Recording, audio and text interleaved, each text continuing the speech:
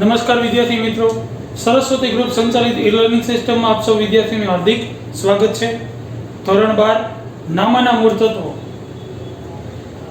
મિત્રો, ટૂંક સમયમાં છે તમારી પરીક્ષા નજીક આવી રહી છે, એને ધ્યાનમાં રાખી આપણે છે અત્યારે રિવિઝન કરીએ છીએ. તમારે છે એ પરીક્ષામાં પાર્ટ 1 માંથી 3 ચેપ્ટર છે એ હશે, પહેલું, ત્રીજું અને પાંચમું. રેડી? તો અહીંયા લખીએ છીએ ચેપ્ટર 1, 3 અને 5. રેડી? આપણી પેપર સ્ટાઇલ રહેશે કુલ આટલામાંથી છે એ 40 માર્કનું હશે.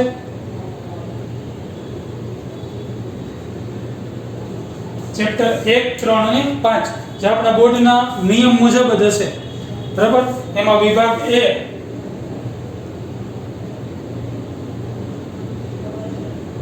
વિકલ્પો હશે. વિભાગ A માંથી કુલ વિકલ્પો હશે 6. વિભાગ B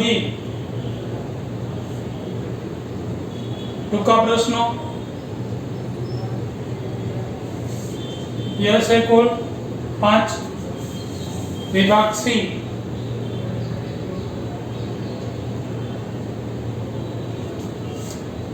માગ્યા મુજબ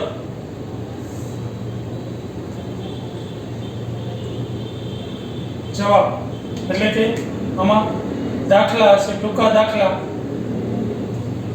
જે ટૂંકા દાખલા છે ચેપ્ટર 1 અને 3 ના હશે, 1 અને 3 ના, અને કુલ 3 માર્ક એટલે કે 9 માર્ક ના હશે. એક દાખલાના 3 માર્ક. એવી રીતના વિભાગ D માગ્યા મુજબ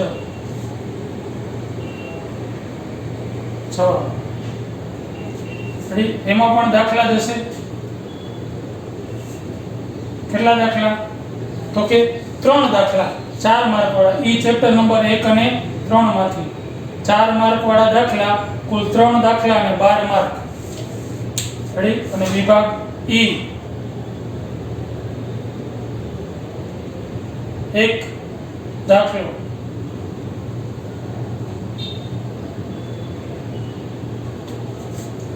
એક જ દાખલો હશે જે ચેપ્ટર નંબર 5 નો હશે અને કુલ 8 માર્ક. આમ થઈને કુલ છે એ 40 માર્ક. 30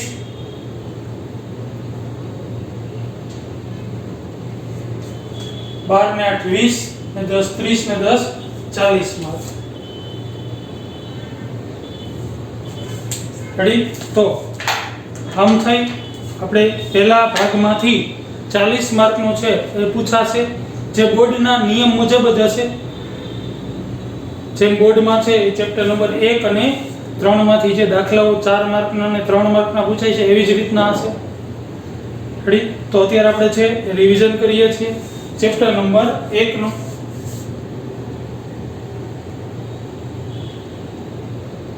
કોઈ જોવો તો ચેપ્ટર નંબર 1 આપણે છે એ ભાગીદારી વિષય પ્રવેશ જોઈ ગયા હતા.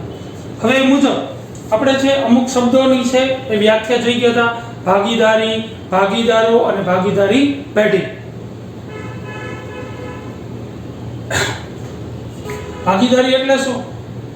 તો કે બધા દ્વારા અથવા બધામાંથી કોઈ એક વ્યક્તિ દ્વારા ચલાવાતા ધંધાનો નફો નુકસાન વેચવા સંમત થયેલા વ્યક્તિઓનું સંગઠન એટલે ભાગીદારી. ભાગીદારો એટલે શું? તો કે ભાગીદારીમાં જોડાયેલ દરેક વ્યક્તિને કહેવાય ભાગીદાર. ભાગીદારી પેઢી એટલે શું? તો કે ભાગીદારો સંયુક્ત રીતે જે પેઢી ચલાવે છે એને કહેવાય ભાગીદારી પેઢી. એના લક્ષણો જોઈ ગયા હતા આપણે અલગ અલગ, કે કરારથી, કરાર દ્વારા, નફાનો હેતુ, કાયદેસરનો ધંધો, એજન્ટ, સભ્ય સંખ્યા. રેડી? ભાગીદારોની સભ્ય સંખ્યા કેટલી હતી? તો કે 2013 ના કંપની ધારો 2013 એની કલમ નંબર 464 મુજબ ભાગીદારોની સંખ્યા ઓછામાં ઓછી 2 અને વધુમાં વધુ 100 થી વધુ નહીં, એટલે કે 100 અથવા સરકાર નક્કી કરે એ મુજબ 100 ની અંદર. બરોબર? પરંતુ એ નિયમ છે પરફેક્ટ હતો નહીં, એટલે 2014 ની પરચુરણ કલમ 10 મુજબ છે ભાગીદારોની સંખ્યા ફિક્સ કરી. કેટલી? ઓછામાં ઓછી 2, વધુને વધુ 50.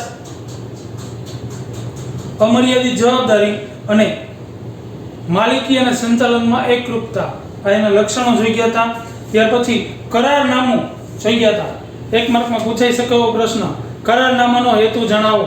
તો કે ભાગીદારો વચ્ચે વાદ વિવાદ, પ્રશ્નો કે લડાઈ ઝઘડો થાય તો એનો નિકાલ કરવા માટે કરારનામું ઉપયોગી થાય છે.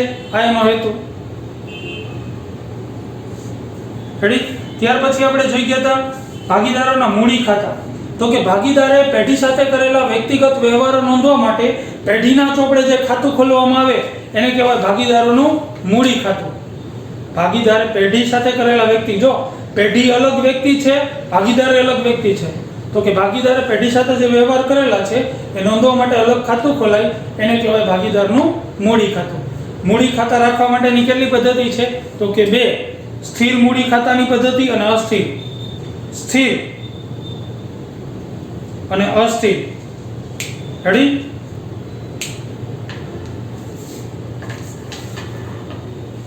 સ્થિર મૂડી ખાતાને કાયમી મૂડી ખાતા પણ કહેવાય અને અસ્થિરને હંગામી મૂડી ખાતા પણ કહેવાય.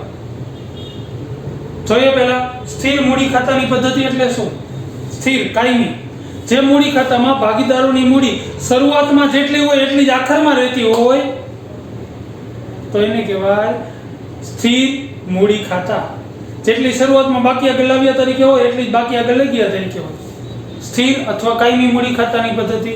અસ્થિર, જે મૂડી ખાતામાં શરૂઆતની બાકી અને આખરની બાકીમાં તફાવત જોવા મળતો હોય એને કહેવાય અસ્થિર મૂડી ખાતાની પદ્ધતિ કે હંગામી મૂડી ખાતાની પદ્ધતિ. જેમાં છે ભાગીદારે પેઢી સાથે કરેલા તમામ વ્યવહારો એમાં જ લખવામાં આવે છે. જ્યારે સ્થિર મૂડી ખાતું હોય ત્યારે ભાગીદારે પેઢી સાથે કરેલા વ્યવહારો માટે પેઢીના ચોપડે ચાલુ ખાતું તૈયાર કરવામાં આવે. રેડી? તો ચાલુ ખાતું તૈયાર કરવામાં આવશે. ચાલુ ખાતું, જ્યારે ભાગીદારનું મૂડી ખાતું સ્થિર હોય ત્યારે ચાલુ ખાતું હશે. એનો મતલબ એવો કે ભાગીદાર પેઢી સાથે વ્યવહાર કરશે એ બધા ક્યાં લખવામાં આવશે? તો કે એના ચાલુ ખાતામાં. એટલે કે ભાગીદારની મૂડીમાં વધારો કરતા બાબતો છે ચાલુ ખાતામાં જમા બાજુ, ઘટાડો કરતા બાબતો ઉધાર બાજુ.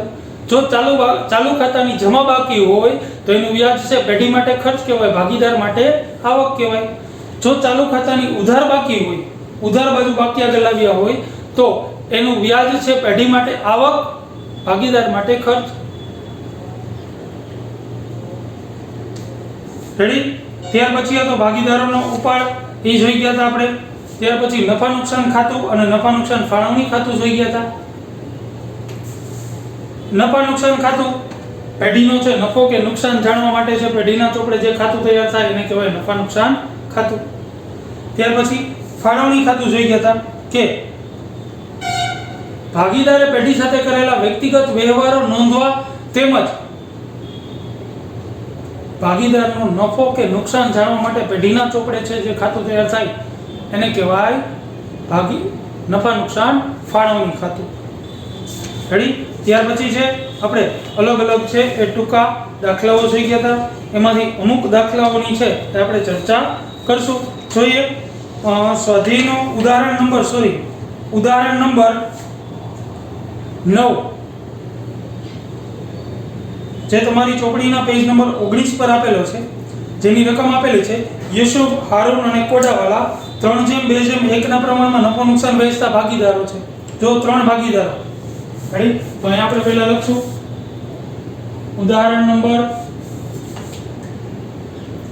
9 પેજ નંબર 19 પર આપેલું છે. ભાગીદારો આપેલા છે. ભાગીદારો 3 યુસુફ, હારૂન અને કોડાવાલા. યુસુફ, હારૂન અને કોડાવાલા. રેડી? એનું નફા નુકસાનનું પ્રમાણ આપેલું છે 3:2:1. તો અહીંયા લખી નાખી 3:2:1. પછી એવું કીધું છે કે કોડાવાલાને નફામાંથી ઓછામાં ઓછા 36,000 તો મળશે એવી ખાતરી યુસુફ અને હારૂને આપી છે. બરાબર? જો કેટલા મળશે? 36,000 તો મળશે જ એવી ખાતરી આપી છે કે નહીં? કોડાવાળા ભાઈ, કોડાવાળો ભાગીદાર તરીકે રહ્યો તો એને ખાતરી આપી કે તને નફામાંથી ઓછામાં ઓછા 36,000 તો મળશે. કોને ખાતરી આપી? તો કે આ બે. રેડી? આગળ વાંચી. તારીખ 31/3/16 ના રોજ પૂરા થતા વર્ષનો પેઢીનો કુલ નફો 1,80,000 હોય તો ભાગીદારો વચ્ચે નફાની વહેંચણી કરો. તો અહીંયા કરશું નફાની વહેંચણી. કુલ નફો આપ્યો છે 1,80,000, એને વેચી દઈએ 3/2/1 માં, કુલ સરવાળો 6. રેડી? એની વહેંચણી કરીએ 1,80,000 એને ગુણ્યા 3/6 એટલે આવશે 90,000. 90,000 3 3 60,000 અને 30,000. રેડી? આટલો નફો મળે છે. જોવો દે. પણ કોડાવાલાને તો એવું કીધું તને 36,000 તો મળશે, તો કેટલા ઘટ્યા? તો કે લખશું ઓછામાં ઓછા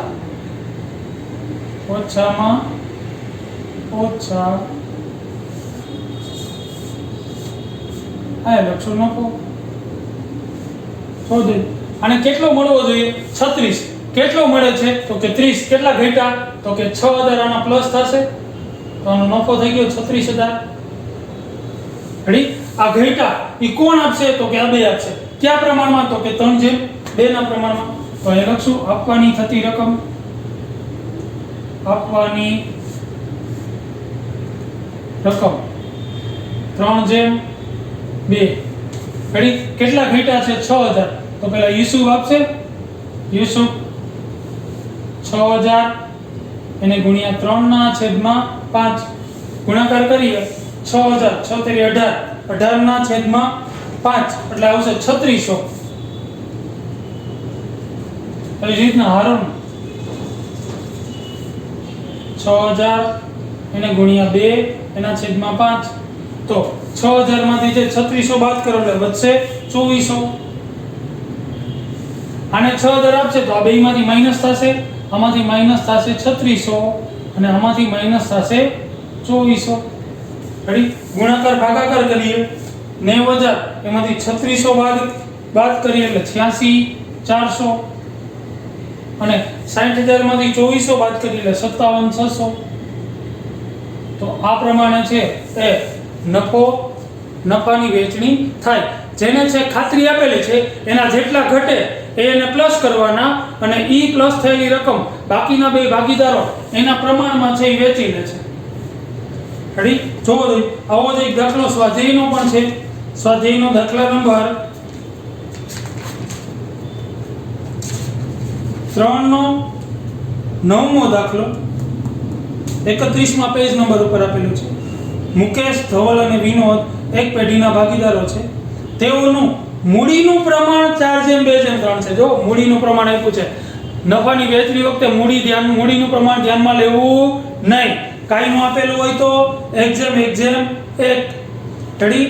મુકેશને નફામાંથી ઓછામાં ઓછા 35,000 મળશે જ એવી ખાતરી ધવલ અને વિનોદે આપી છે. પેઢીનો વર્ષનો નફો 90,000 હોય તો ભાગીદારો વચ્ચે નફાની વહેંચણી કેવી રીતે થશે? રેડી? પહેલા તો છે આપણને પ્રમાણ આપી દીધું છે. જો આ પ્રમાણે છે દાખલો કરીએ આજ મુજબ.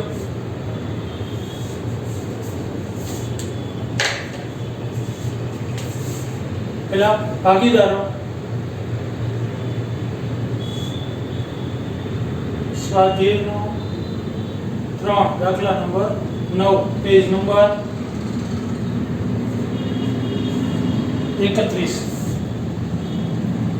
3 ભાગીદારો મુકેશ, ધવલ અને વિનોદ.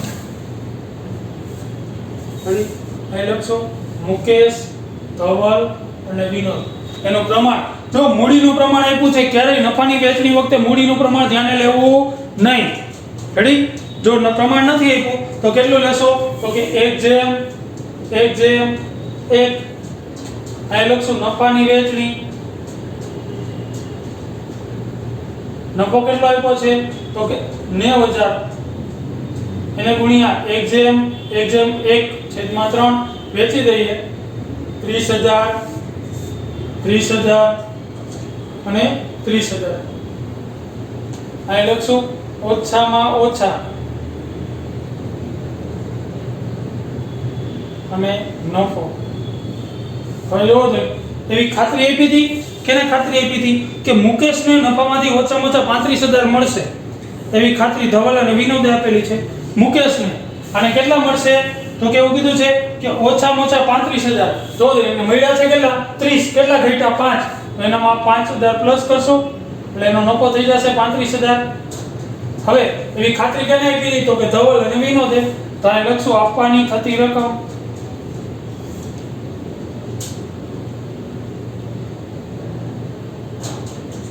ધવલ કેટલા તો કે 5,000 એને ગુણ્યા 1/2 એટલે 2500.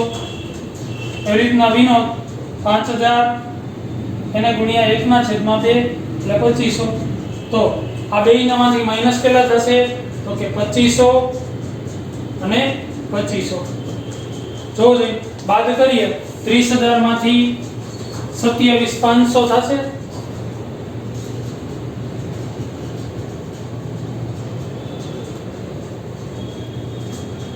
27. તો આ પ્રમાણે છે જ્યારે કોઈ ભાગીદારોએ છે ખાતરી આપી હોય અને એનો નફો ઘટે તો જેટલો ઘટે એ બાકીના બે ભાગીદારો આપે. બે આપેલી છે જો એમ કીધું હોત કે એક જ આપેલી છે તો એ એકલો આપે, પણ અહીંયા બે આપેલી છે, પેઢી આપેલી એટલે જેટલા ભાગીદારો હોય એ બધાએ ખાતરી આપેલી હોય. રેડી? તો આ પ્રમાણે જેનામાં ઘટે એનામાંથી પ્લસ કરવાના અને જેને ખાતરી આપી છે એના નફામાંથી એટલા માઈનસ કરવાના. ઓકે મિત્રો, તો આ પ્રમાણે છે કે આપણે દાખલા કરી શકાય. સ્વાધ્યાયનો દાખલા નંબર 10મો કરીએ. રઘુવીરની આખરની મૂડી 80,000 જેમાં ચાલુ વર્ષના ઉપાડના 12,500 તથા નફાના 27,800 ની અસર આપેલ છે. શરૂની મૂડી પર 6% ના દરે કેટલું વ્યાજ થાય? જો શરૂની મૂડી પર, હવે આપણને તો મૂડી આખરની આપી છે તો પહેલા શરૂની મૂડી મેળવવી પડે. લખશું સ્વાધ્યાયનો દાખલા નંબર 10મો, પેજ નંબર 31. પહેલા આખરની મૂડી આપી છે તો આખરની મૂડી એમાં પ્લસ કરશો. જો જ્યારે આપણે માઈનસ ઉપાડ કર્યો હશે, નફો એમાં પ્લસ કર્યો તો એની વિરુદ્ધ અસર આપશો ઉપાડ, બરોબર? એમાંથી માઈનસ નફો. પહેલા આપેલું છે જો 80,000 લખશું 80,000. ઉપાડ એમાં પ્લસ થશે. ઉપાડ આપેલા છે 12,500 અને નફો આપેલો છે 17,800.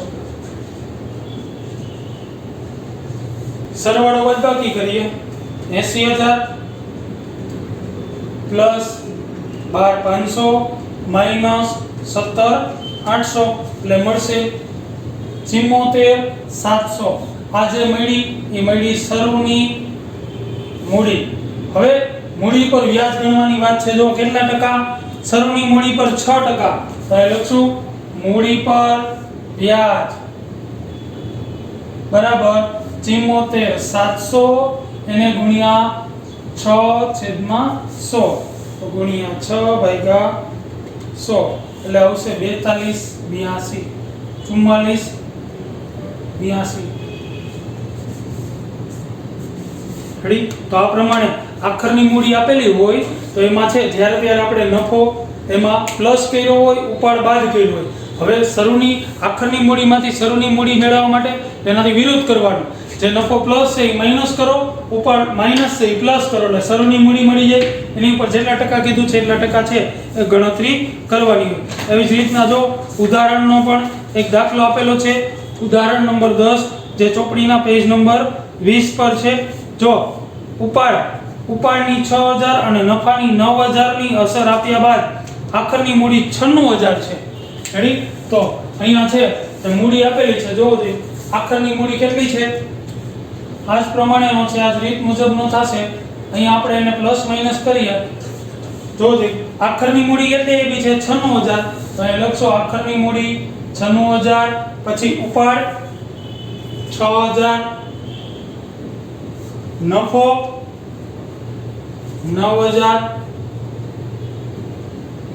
પ્લસ માઈનસ કરીએ 96,000 પ્લસ 6000 માઇનસ 9000 એટલે મળશે 97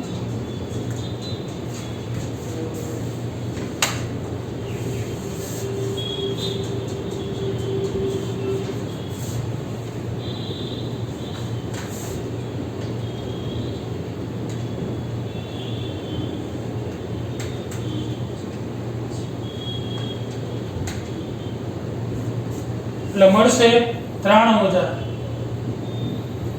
રેડી તો મૂડી પર વ્યાજ ગણવાની સૂચના આપેલી છે 8% તો અહીં લખશો 93000 એને ગુણ્યા 8 ના છેદમાં 100 તો વ્યાજ મળી જશે આપણને તો કે 93000 ગુણ્યા 8 ભાગ્યા 100 એટલે મળશે 7440 રેડી તો મિત્રો આ પ્રમાણેના છે એ ટૂંકા દાખલા છે એ બધાય તમારે એકવાર જોઈ લેવાના રહેશે રિવિઝન સ્વરૂપે જેમ કે ઉદાહરણ નંબર છે 7 8 પછી પાંચમું જે કન્ફ્યુઝન વાળા હોય સહેલા છે એ તો તમને આવડતા જ હશે જે ટિપિકલ હોય બધા ઉદાહરણ એવો જ એક દાખલો સ્વાધ્યાયનો હશે જે તમારે છે વ્યવસ્થિત ગણતરી કરી લેવાની રહેશે ઓકે મિત્રો થેન્ક યુ